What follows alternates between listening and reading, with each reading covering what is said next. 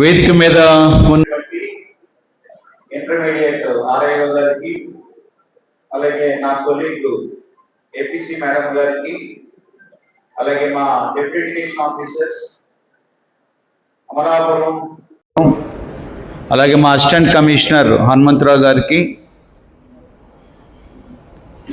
ఇక్కడికి విచ్చేసినటువంటి shining stars యొక్క పేరెంట్స్ తల్లిదండ్రులకు, అలాగే కొంతమంది ప్రైవేట్ స్కూల్స్ యాజమాన్యం వారు వచ్చారు.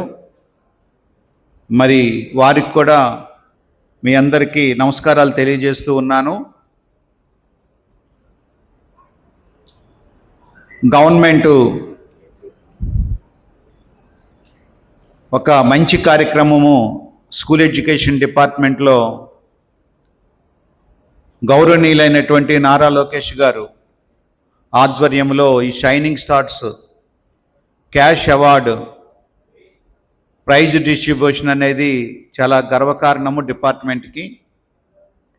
నాకు తెలిసి ఇటువంటి కార్యక్రమం ఎన్నడూ కూడా నేను చూడలేదు.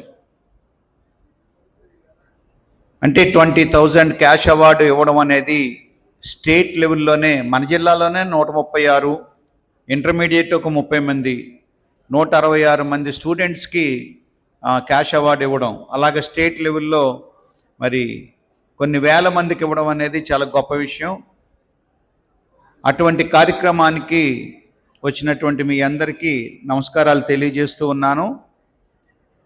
జిల్లా విద్యాశాఖ కోనసీమ గురించి చెప్పాలి అనంటే, గత 2022 సంవత్సరంలో మరి జిల్లాలు ఏర్పడిన తర్వాత, అంటే బైఫర్కేషన్ అయిన తర్వాత 2022-23 అనగా 23 మార్చిలో ఫస్ట్ 10th క్లాస్ ఎగ్జామినేషన్ జరిగింది ఇక్కడ అమలాపురంలో, కోనసీమ జిల్లాగా జరిగింది. అప్పుడు పర్సంటేజ్ ఎంత వచ్చిందంటే ప్రైవేట్ స్కూల్స్, గవర్నమెంట్ స్కూల్స్ అన్నీ కలుపుకొని 73.48 వచ్చింది.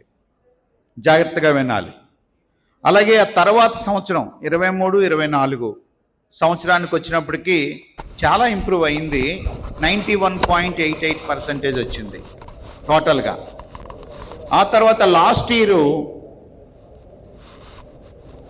23-24 ఏమో స్టేట్లో 4th ప్లేస్ వచ్చింది.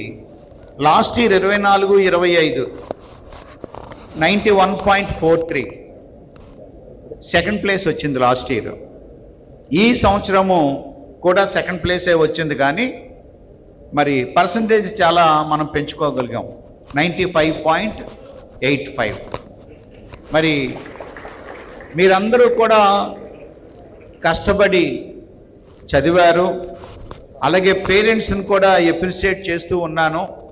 ఎందుకంటే పేరెంట్స్ కూడా పిల్లలు చదువుతూ ఉన్నప్పుడు వారు పిల్లలకు కావలసినటువంటి మరి నీడ్స్ అన్నీ కూడా వారికి ఇస్తూ, చాలా టైము వాళ్ళు లేట్ అవర్లో చదువుతున్నప్పుడు కూడా పేరెంట్స్ కూడా మెలకుగా ఉండి వారికి కావలసినటువంటి అన్నీ తీరుస్తూ చక్కగా కోఆపరేట్ చేశారు. కాబట్టే మీ పిల్లలు ఈ స్టేజ్కి రావడం, అది మీ కృషి కూడా ఉందని మిమ్మల్ని అభినందిస్తూ ఉన్నాను.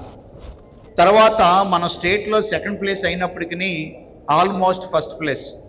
ఎందుకంటే ఫస్ట్ ప్లేస్కి సెకండ్ ప్లేస్కి డిఫరెన్స్ ఎంతంటే 0.44%. కాబట్టి ఆల్మోస్ట్ మన స్టేట్ ఫస్ట్ వచ్చినట్టే. నెక్స్ట్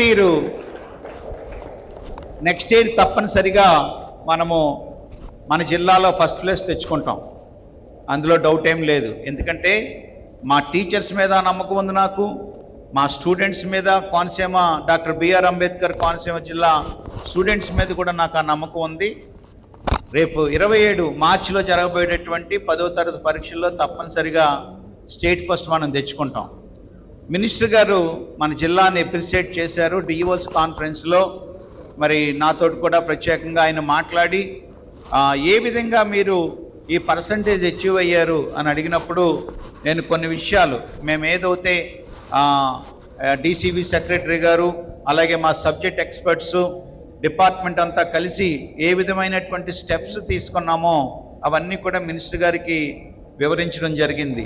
అందులో భాగంగా ఈ నెలలోనే మన సబ్జెక్ట్ ఎక్స్పర్ట్స్ని కూడా స్టేట్కి పిలిచి వారికి వేరే మరి ప్రత్యేకంగా వారితోటి ఒక ప్రణాళిక తయారు చేయించుకున్నారు. 27 మార్చిలో జరగబోయే ఎగ్జామ్స్ కొరకు ఒక ప్రత్యేకమైనటువంటి షెడ్యూల్ తయారు చేయించుకున్నారు, ఒక ప్లాన్ తయారు చేయించుకున్నారు. అది చాలా మన జిల్లాకి గర్వకారణము. అంత మంచి టీచర్స్ మన జిల్లాలో ఉండడము అది మన అదృష్టం అని నేను మరోసారి జ్ఞాపకం చేస్తూ ఉన్నాను. కాబట్టి ఇక్కడ మనం గమనించినట్లయితే టోటల్గా ఈ సంవత్సరము అంటే మొన్న జరిగినటువంటి ఎగ్జామ్స్లో 19,138 మంది రెగ్యులర్ స్టూడెంట్స్ రాశారు. జాగ్రత్తగా వినాలి, ఎవరు మాట్లాడకూడదు. 19,138 మంది స్టూడెంట్స్ రాస్తే 18,343 స్టూడెంట్స్ పాస్ అయ్యారు. అంటే ఎగ్జామినేషను ఫెయిల్ అయిన వాళ్ళు ఎంతమంది అంటే 795. అందులో 795 ఎవరు అనగా రెగ్యులర్గా స్కూల్కి రానటువంటి వారు. రెగ్యులర్గా స్టూడెంట్స్ స్కూల్కి రానటువంటి వారు మాత్రమే ఫెయిల్ అయ్యారు. ఎవరైతే రెగ్యులర్గా స్కూల్కి వచ్చారో అది గవర్నమెంట్ స్కూల్ అయినా ప్రైవేట్ స్కూల్ అయినా ఏ మేనేజ్మెంట్ స్కూల్ అయినా సరే వాళ్ళు అందరూ పాస్ అయ్యారు.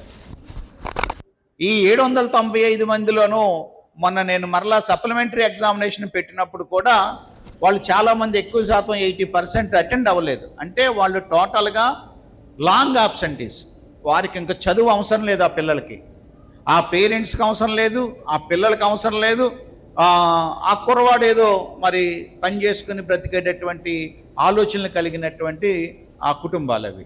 కాబట్టి దాని గురించి నేను పెద్దగా బాధపడట్లేదు. కానీ ఆల్మోస్ట్ 100% వచ్చినట్టే. 95.85 అంటే 96% వచ్చింది. మిగిలిన 4% ఎవరనగా లాంగ్ ఆబ్సెంటీస్, అంటే చదువు అవసరం లేనటువంటి వారు. వారి ఇంటికి వెళ్ళి గవర్నమెంట్ టీచర్స్, ప్రైవేట్ టీచర్స్ కూడా అలాగే వెళ్ళుంటారు.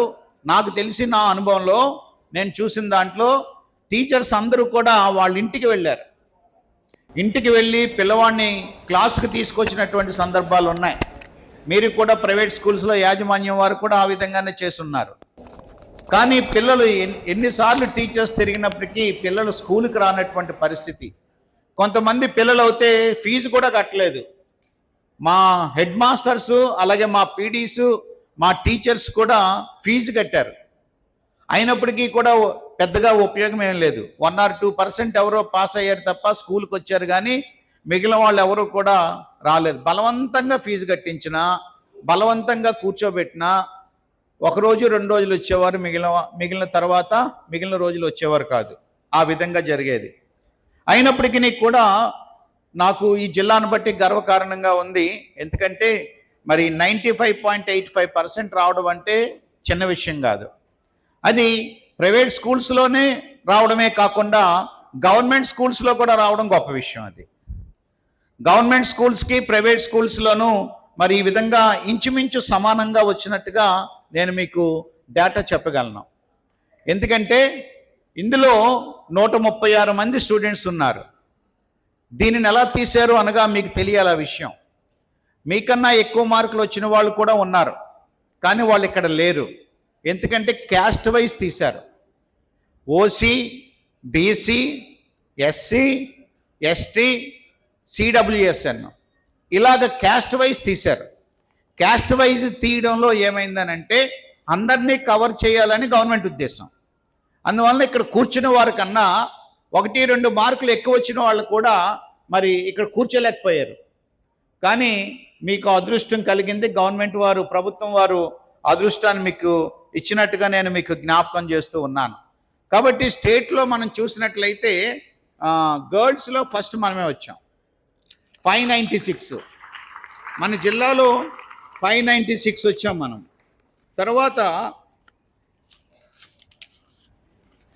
ఒక్క నిమిషం,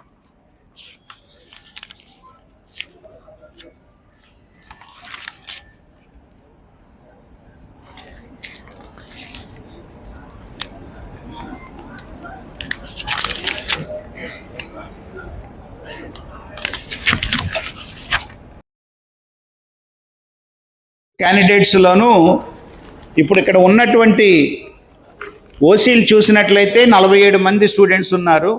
బీసీలు 47, ఎస్టీస్ నుండి 18, ఎస్సీస్ నుండి 21, సిడబ్ల్యూఎస్ అను 3, మొత్తం 136 మందికి మనం ఎస్ఎస్సి మరి టాపర్స్గా గుర్తించి గవర్నమెంట్ క్యాస్ట్ వైజ్ తీసి ఈ విధంగా మిమ్మల్ని షైనింగ్ స్టార్స్గా గుర్తించి మీకు క్యాష్ అవార్డు ఇవ్వడం జరుగుతుంది. యాక్చువల్గా టోటల్గా మనం గమనించినట్లయితే ఇందులో డేటా ఉంది చూడండి. ఏసీ గారు ఇందులో డేటా ఉంటుంది చూడండి. ఏసీ గారు ఇందులో డేటా ఉంటుంది 4200.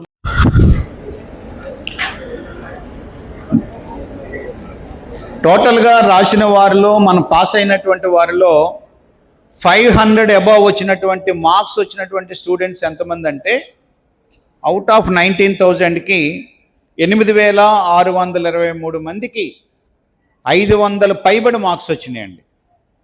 ఇదివరకు 500 మార్క్స్ రావడం అంటేనే చాలా కష్టం. అటువంటిది టాప్కి వెళ్ళిపోయారు మన స్టూడెంట్స్. 596 top mark. అందులో గవర్నమెంట్ వాళ్ళు 8,623లోను 4,248 మంది గవర్నమెంట్ స్టూడెంట్స్ ఉన్నారు. గవర్నమెంట్ స్టూడెంట్స్ ఎంతమంది అండి? 4,248. ప్రైవేట్ స్టూడెంట్స్ ప్రైవేట్ స్కూల్లో చదువుతున్నటువంటి వారు 4,375. అంటే ఒక 100 డిఫరెన్స్ వారికి వీరికి ఉంది. అంటే ఇంచుమించు ఆల్మోస్ట్ గవర్నమెంట్ స్టూడెంట్స్, గవర్నమెంట్ స్కూల్లో చదువుతున్నటువంటి పిల్లలు, అలాగే ప్రైవేట్ స్కూల్లో చదువుతున్నటువంటి పిల్లలు కూడా ఇంచుమించు సమానంగానే మరి మంచి పర్సంటేజ్ సాధించారని నేను చెప్పగలుగుతూ ఉన్నాను. కాబట్టి పిల్లలని నేను ఇచ్చేటటువంటి సూచన ఏంటంటే,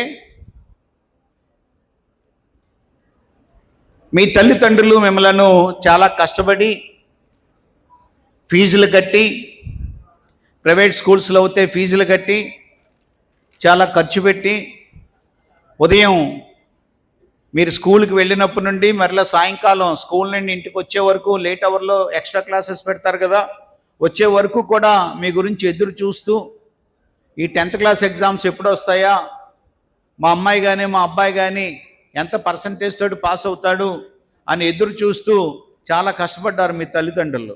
అలాగే మీరు కూడా కష్టపడి చదివారు, మంచి పర్సంటేజ్ వచ్చింది. మీకు ఇచ్చినటువంటి పేపర్స్లో మీ గోల్స్ మరి మాస్టర్ చెప్పారు, ఐపల్లవరం ఎంఈఓ గారు చెప్పినట్టుగా రానున్న దినాల్లో మీరు ఈ 10th క్లాస్ తర్వాత ఇంటర్మీడియట్ చదువుతారు, ఇంటర్మీడియట్ తర్వాత ప్రొఫెషనల్ కోర్సెస్కి వెళ్తారు. మీ గోల్స్ ఏమైతే ఉన్నాయో ఆ గోల్స్ తప్పనిసరిగా మరి మీరు రాయాలని తెలియజేస్తూ ఉన్నాను. తర్వాత టీచర్స్ అందరూ కూడా కష్టపడ్డారండి. ఇక్కడ ఒక లోటు కనబడుతుంది, సబ్జెక్ట్ టీచర్స్. 598 అండి అని చెప్తుంది. 96 అన్నా కదా, 598 హైయెస్ట్. ఇందాక నేను 596 అని చెప్పాను, 598 హైయెస్ట్. శ్రీ చైతన్య అమ్మ, శ్రీ చైతన్య. ఓకే, క్లాప్స్ కొట్టండి అమ్మాయి. గర్ల్స్లో టాప్ మన జిల్లాయే. కాబట్టి ఇక్కడ టీచర్స్ని అభినందిస్తూ ఉన్నాను.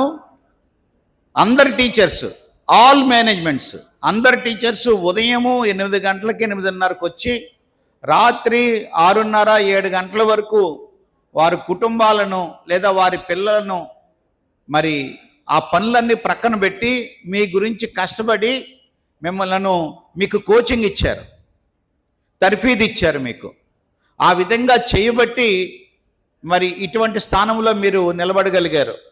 ఈ రోజున అధికారుల ముందు మరి మీరు మంచి అవార్డు తీసుకోబోతూ ఉన్నారు. ఎంతోమందికో లేనటువంటి అవకాశము మరి మీకు వచ్చింది. కేవలము మీ టీచర్స్ చేసినటువంటి సపోర్ట్ లేదా వారి యొక్క కష్టానికి ఫలితమని నేను మరోసారి జ్ఞాపకం చేయగలను. రెండవది, పేరెంట్స్ని అప్రిషియేట్ చేస్తూ ఉన్నాను.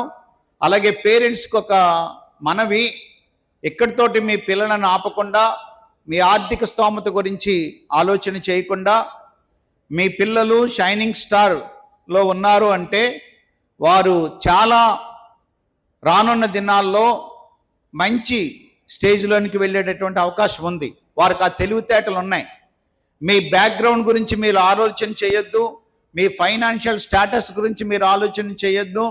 మా కుటుంబాల్లో ఎవరూ పెద్దగా చదవలేదండి, ఇప్పుడేదో మా అమ్మాయి మా అబ్బాయి చదువుతున్నారు, ఇంకెంతకన్నా చదివించలేము అని అనుకోవద్దు. అలాగే ఎవరైనా అనుకున్నట్లయితే ఆ ఆలోచన దయచేసి మానుకోమని తెలియజేస్తూ ఉన్నాను. మీ పిల్లలు తప్పనిసరిగా మిమ్మలను గౌరవించే విధంగా, మిమ్మలను తలెత్తుకునే విధంగా మీ పిల్లలు వారి యొక్క భవిష్యత్తు బాగుంటుంది. కాబట్టి రానున్న దినాల్లో మీ పిల్లలకు మంచి ప్రోత్సాహం ఇప్పుడు ఎలాగైతే ఇచ్చారో అలాగే ఇచ్చి మంచి ప్రోత్సాహం ఇచ్చి వారిని చదివించాలని కూడా తెలియజేస్తూ ఉన్నాను. అలాగే ప్రత్యేకంగా డిపార్ట్మెంట్ వారికి అలాగే పేరెంట్స్కి నమస్కారాలు తెలియజేస్తూ ఉన్నాను. ఇంత చక్కటి కార్యక్రమం ఏర్పాటు చేసినటువంటి మా టీం అందరికీ కూడా ప్రత్యేకంగా కృతజ్ఞతలు తెలియజేస్తూ ఉన్నాను. అలాగే మన మధ్యన ఆర్ఐఓ గారు కూడా ఉన్నారు. మరి ఇంటర్మీడియట్ నుండి కూడా 30 మంది షైనింగ్ స్టార్స్ ఉన్నారు. వారికి కూడా మనము అవార్డ్స్ ఇవ్వడం జరుగుతుంది. మరి వారి డిపార్ట్మెంట్ వాళ్ళు కూడా, మరి వారి లెక్చరర్స్, ఆర్ఐఓ గారు ఎంతో కష్టపడి వారి పిల్లల్ని చదివించారు. మరి మన జిల్లాకి ఒక 30 షైనింగ్ స్టార్ అవార్డ్స్ కూడా ఇంటర్మీడియట్లో రావడం చాలా గొప్ప విషయం. అందును బట్టి కూడా నేను మరి వారికి కృతజ్ఞతలు తెలియజేస్తూ ఉన్నాను. బిడ్డలకు నా ఆశీస్సులు తెలియజేస్తూ ఉన్నాను. కాబట్టి తర్వాత కార్యక్రమంలోనికి మనం వెళదాము. మరి స్టూడెంట్స్ నుండి అలాగే పేరెంట్స్ నుండి కూడా ముగ్గురిని మాట్లాడాలని నేను అనుకుంటూ ఉన్నాను. మాకు ఇచ్చినటువంటి షెడ్యూల్లో కూడా కార్యక్రమం ఉంది. షైనింగ్ స్టార్స్లో ఉన్నటువంటి 3 పిల్లలు, బాయ్స్ నుంచి 3, గర్ల్స్ నుంచి 3, అలాగే పేరెంట్స్ కూడా 3 వచ్చి మీ యొక్క అనుభవము, మీకు మీ టీచర్స్ ఏం చేశారు, మీరు ఏ విధంగా చదివేవారు, మరి మార్క్స్ రావడానికి ఏ విధంగా అందరూ తోడ్పడ్డారు, ఏ విధంగా మీరు కష్టపడ్డారు అనే విషయాలు కూడా ఇక్కడికి వచ్చి మీరు మాట్లాడవలసి ఉంటుంది. కాబట్టి ధైర్యంగా మీరు వచ్చి ఎదురుకొచ్చి మాట్లాడాలని కూడా కోరుతూ ఉన్నాను. నాకు ఈ సమయం ఇచ్చినటువంటి నడిపిస్తున్నటువంటి డిఎస్ఓ గారికి ప్రత్యేకంగా నమస్కారాలు తెలియజేస్తూ ఉన్నాను. Thank you.